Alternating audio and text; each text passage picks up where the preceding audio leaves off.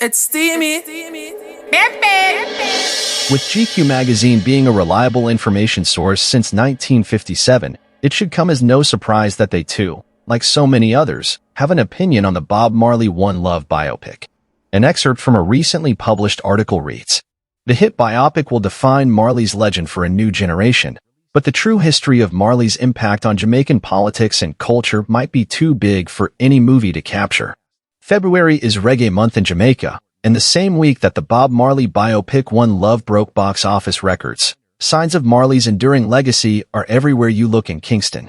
At the annual Island Music Conference, keynote speaker Wyclef Jean, who updated Marley's No Woman No Cry for the 90s on the Fugees' classic album, The Score, exhorts an audience of young Caribbean creatives to look to Marley's deep catalog of songs as a model for building generational wealth.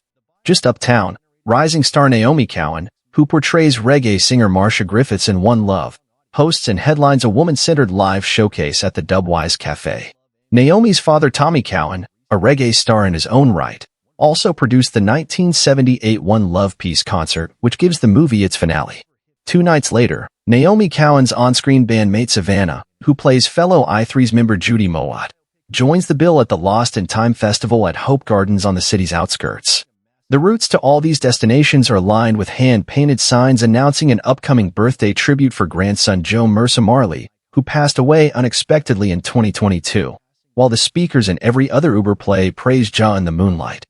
A viral TikTok hit by YG Marley, the son of Rohan Marley and Lauryn Hill, which samples Bob's 1978 song Crisis.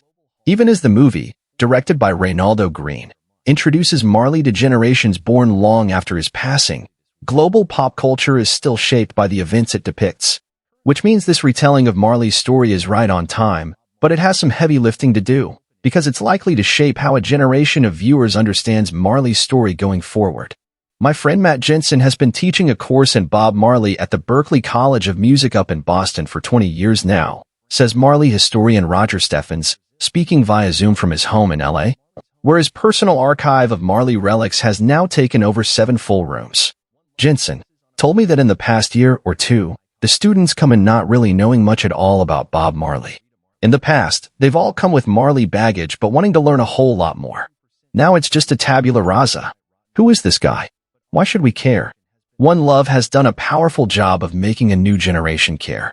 But it's still, by necessity, an abridged version of Marley's inspiring struggle against the powers that be, combining characters and glossing over some of the details, many which are so dramatic you could hardly put them in a believable movie. As Steffens, who was also the curator and guide of a recent pop-up museum in LA called the One Love Experience, puts it, the film has taken various elements of Bob's life and shuffled them together like a deck of cards, in order to lay out a story that flows on screen, as perhaps it should. You're allowed to do things like that in a movie, to tell the story, native Wayne Jobson, another attendee at the Island Music Conference, tells me. If you want facts, watch a documentary. Jobson should know. His cousins Diane and Dickie Jobson worked as Bob's lawyer and label manager, respectively. Wayne himself is a key voice in the Netflix documentary Remastered, Who Shot the Sheriff? The most detailed exploration to date of the 1976 assassination attempt on Bob at his home at 56 Hope Road, which figures significantly in One Love. Of course, you'd have to watch many documentaries and read many books to get close to a true history of One Love.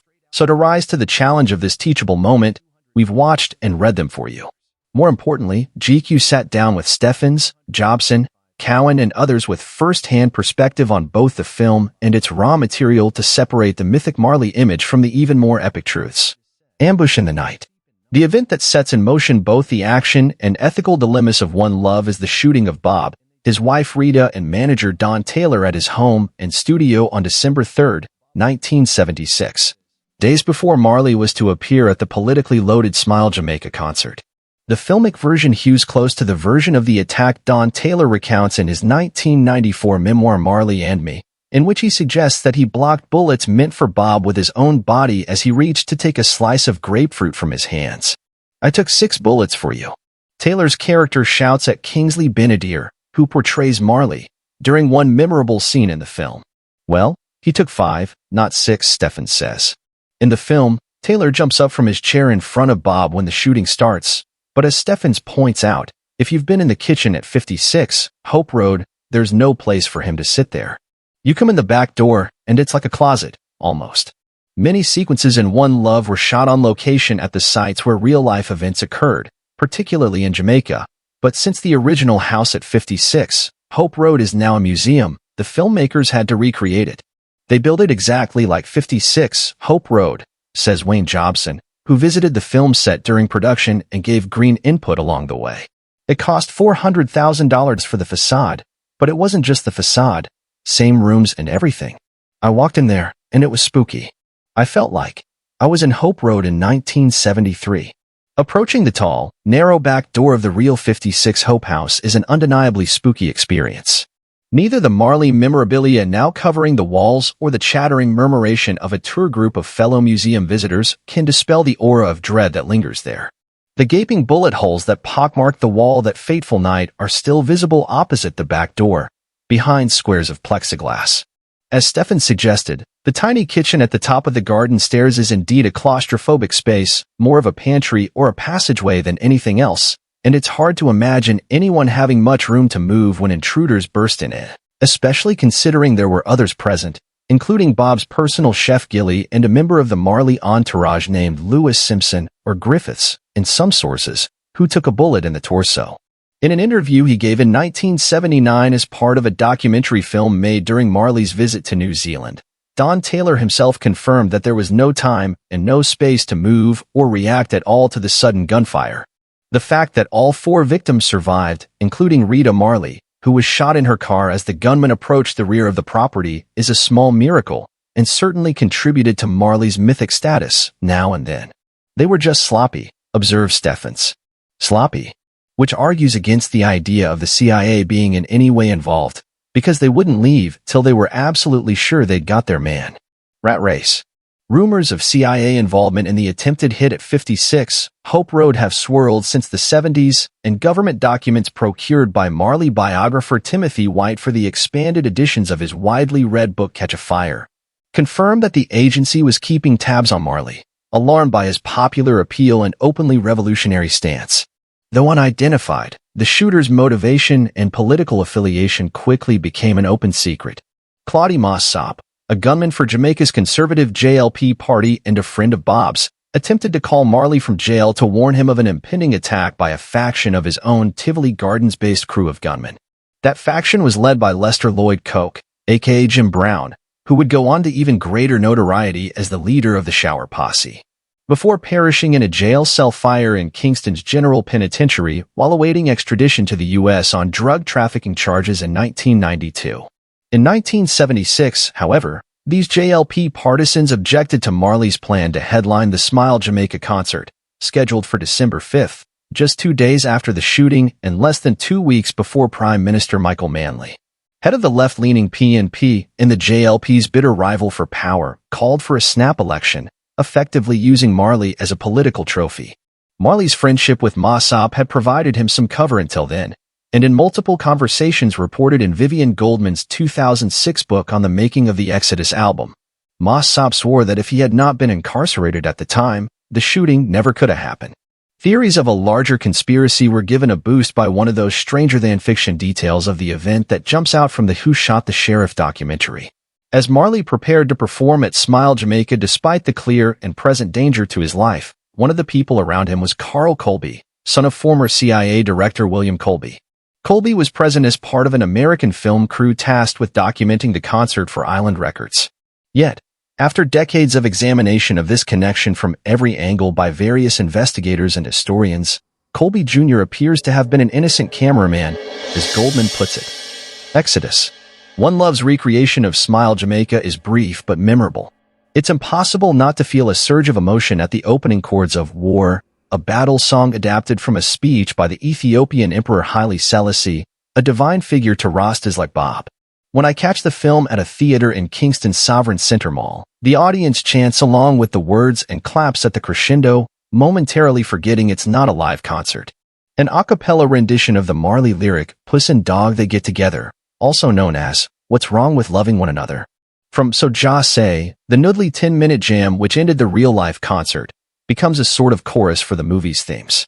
It also underscores that music is the real star here, and the movie wastes no time following Marley and his band into exile in London, recreating the conditions under which his critically praised Exodus album was recorded. Some songs from Exodus, however, were already being written before the shooting at Hope Road, including Guiltiness and Is This Love, which were composed around the same time as the Kingston sessions for the song Smile Jamaica, recorded to coincide with the concert. The film's depiction of the Exodus sessions also skips over a crucial period of several weeks that Marley and bandmates spent in the Bahamas at another Blackwell compound, a property called True Story, Seapassy. Blackwell would later build a studio in the Bahamas and record everyone from Grace Jones and the Tom Tom Club to James Brown himself there, backed by his crack house band, the Compass Point All-Stars. But in 1976-77 there was no such studio, so according to Goldman's book, bassist and bandleader Aston "Family Man" Barrett had to string up mics around Seapassy's open-plan living room to capture the acoustic and percussion jam sessions in which the songs were developed.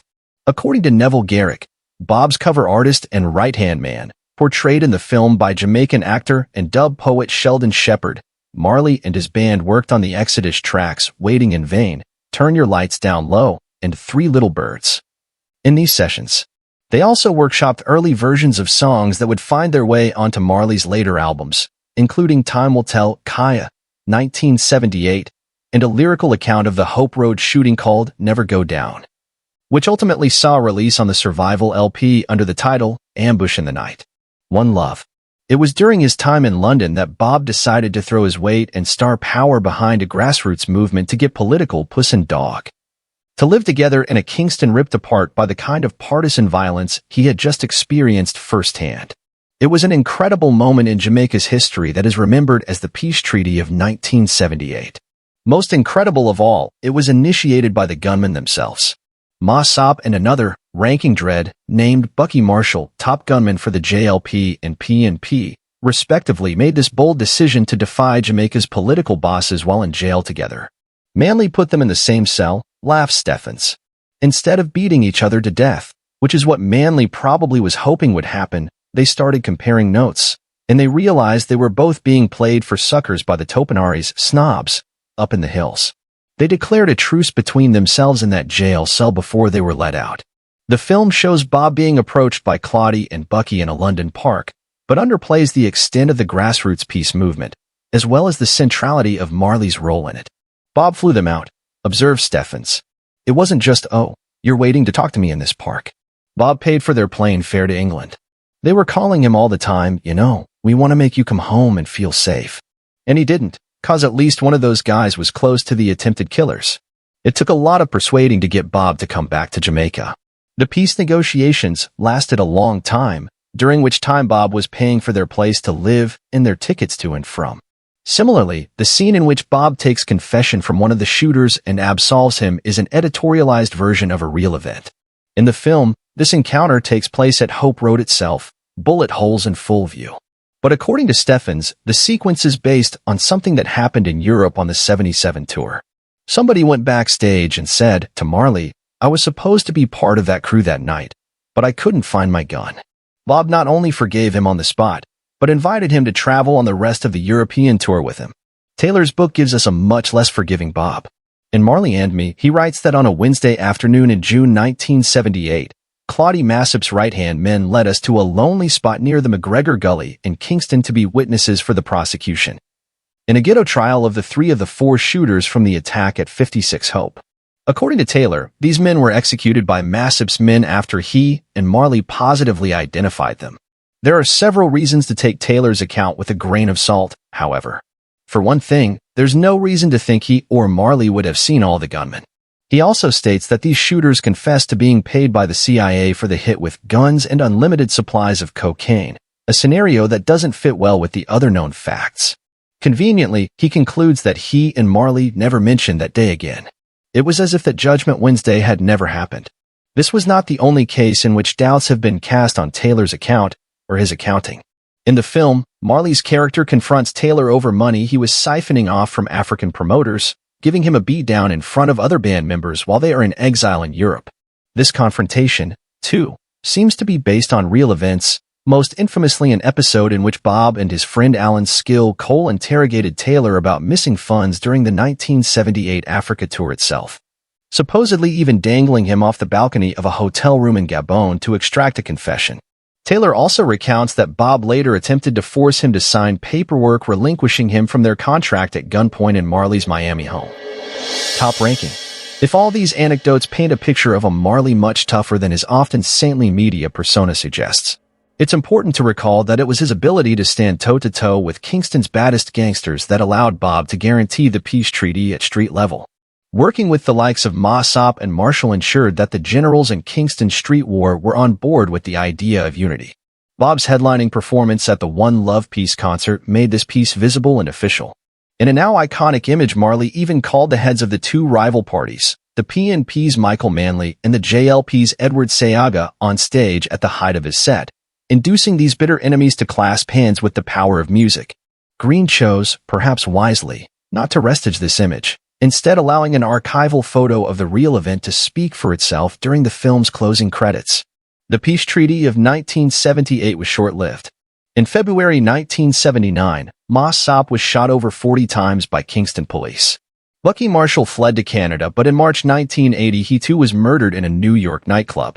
By the time the next election was called, in October of that year, partisan violence had spiked to new heights. But in addition to providing a shining example of what grassroots unity could mean for Jamaica, the peace treaty shaped the evolution of music in ways that are still just being understood. As artists and sound systems began playing in parts of the city that were previously off-limits, speeding up the spread of new trends in reggae, including the sound known as dancehall. The most prominent, ranking dread, to survive the end of the treaty was a Don named Milton "Red" Tony Welsh, an associate of Bob's who controlled the PNP stronghold of Arnett Gardens, otherwise known by the nickname Marley famously called it in song. Concrete Jungle. Tony Welsh, no relation to the British actor of the same name who portrays Don Taylor in the film, owned a sound system in West Kingston called Socialist Roots, or sometimes just Papa Roots. Papa Roots featured some of the greatest live DJs of the era, alongside pioneering selectors like Danny Dread, who was something like the Cool Herc of dancehall, mixing the music underneath the voice of dancehall DJs in ways that would be imitated across the island. These days, Danny Dread can be found sitting under the shade tree in the front yard of his house in the Vineyard Town section of Kingston. In an eerie echo of 1976, the sitting government, the JLP, this time, called for snap elections mere days after One Love's Jamaican premiere. And now the neighborhoods between New Kingston and Vineyard Town are lined with orange or green flags denoting their political affiliation.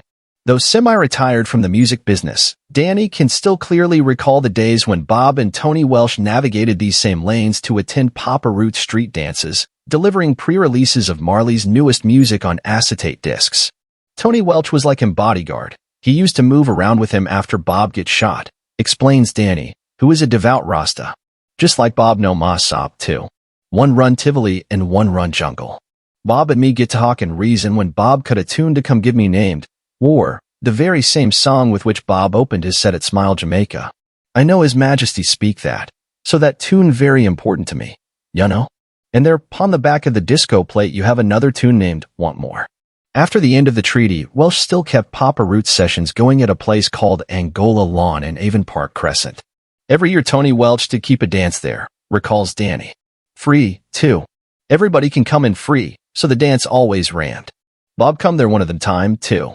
Inspired by Marley's presence, Danny would emphasize the rhythm of Marley's song One Drop from the Survival LP by dropping the thunderous bass in on just the drum hits, manually cutting power to the tube amps in time with the music. This one-drop style of mixing would become his trademark, and when imitated by the studio bands of producer Henry Junjo Laws, it would also become the signature sound of reggae played in a dancehall style. Danny and his fellow selectors would build on this innovation in the 1980s. Chopping a new wave of digital reggae rhythms into faster, more staccato patterns until arriving at the distinctive boof-boof-calf kick-and snare pattern, which characterized 90s dancehall. This instantly recognizable pattern, which can be heard to this day, underpinning everything from Bad Bunny and Drake's Mia to Ed Sheeran's Shape of You, is linked directly to Marley's influence via Danny Dread's creative touch with a mixing board. Redemption Song. The melody of Marley's most famous tune provides an inspiring score for the movie's major events and scenes in One Love show Marley composing Redemption Song on acoustic guitar in the garden at Hope Road. In flashbacks, it's even suggested that he wrote a version of it while still a teenager. In reality, the first confirmed version of Redemption Song is from a 1979 tape known as the Dad Demos. Marley recorded Redemption Song in 2 takes with a full band, but couldn't land on an arrangement he was happy with. It was Chris Blackwell who suggested he record it as a spare acoustic rendition of just voice and guitar, as Blackwell recounts in his 2022 memoir The Islander.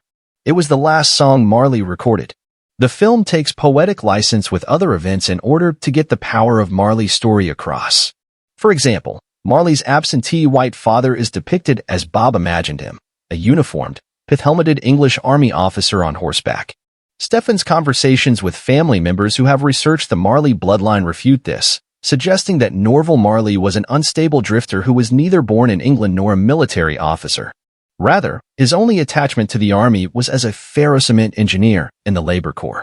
Likewise, Studio One label head Clement Coxone Dodd, an early mentor and father figure to Bob, first appears on screen chasing another musician out of his studio at gunpoint.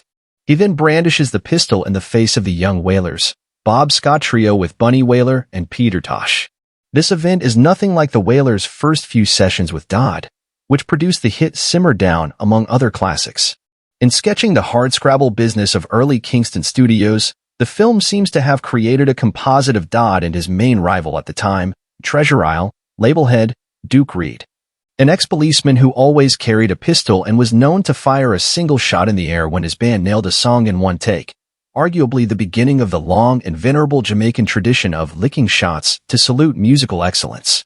Most of these narrative amendments serve to center the film's powerful themes, framing the movie's Bob as a man on a mission. End of excerpt. Thanks for watching. Don't forget to like, share, and subscribe to our channel. Until next time, walk good.